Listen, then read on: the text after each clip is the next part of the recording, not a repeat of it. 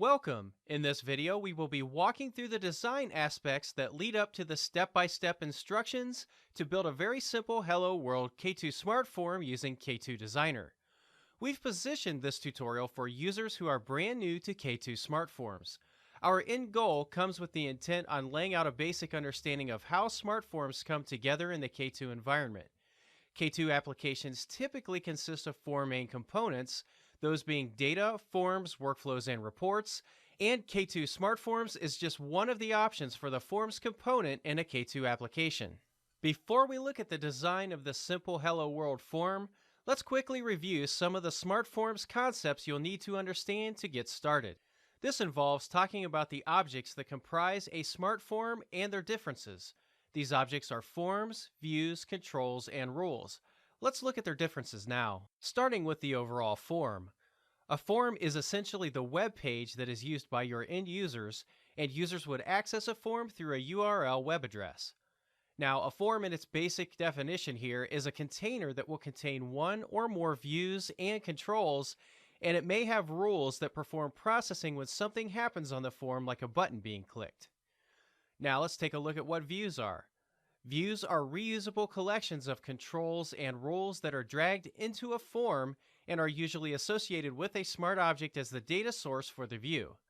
For example, you may have an employee details view that contains information about an employee in your organization. The data for this view would be provided by an employee K2 smart object, which can retrieve data from various systems about employees throughout your organization. K2 Smart Objects are beyond the scope of this tutorial, but we do get deeper into using this technology to pull data from different systems throughout many of our other tutorials.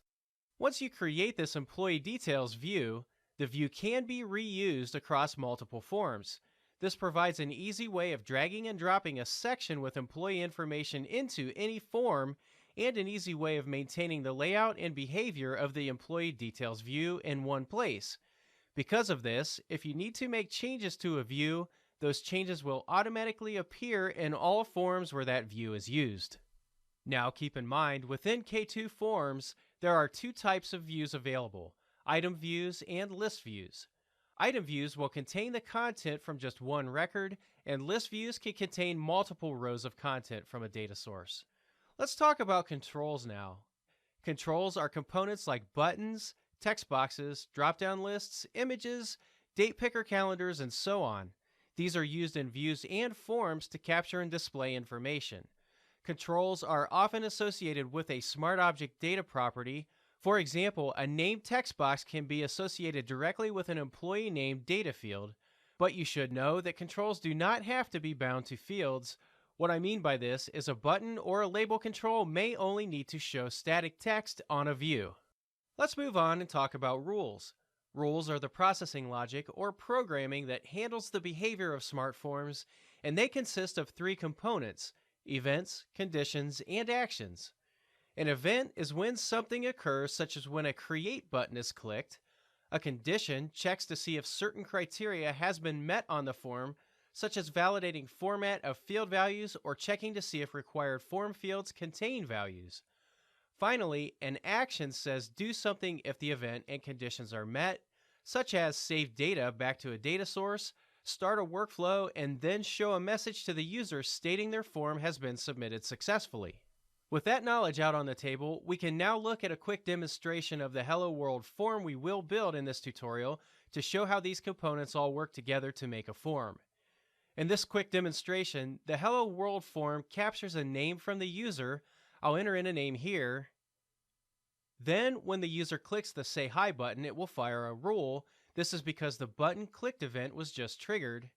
As that rule is triggered, it checks to make sure there is a value in the name box because it has a required field condition set. And then finally, it performs the action of showing a message box. This message box will say hello to the person whose name was entered in the text box, and it also lets this person know today's date as it is currently configured within the system. We have a pretty simple design of the Hello World form. Let's talk about that. In this application, we have a view called Hello World View, and it will be embedded inside a form called Hello World Form.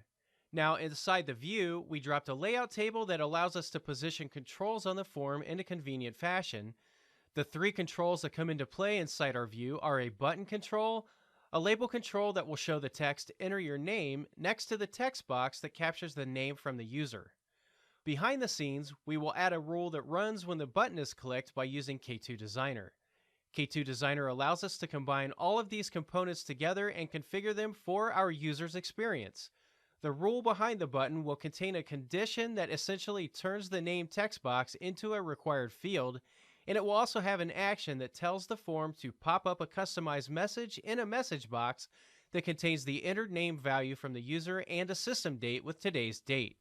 And that's pretty much it for our design. As simple as this scenario sounds, this tutorial covers some basic principles about views, forms, controls, and rules. By following this build guide, you will take away how to build a view and customize the formatting of it, how to add controls to a view, how to create a form and then add the view into the form, and also how to configure a rule. When you are ready to begin, please continue on to the Hello World build guide for the step-by-step instructions to build this SmartForm. Plan on spending roughly 15 to 20 minutes to complete the build of this small application.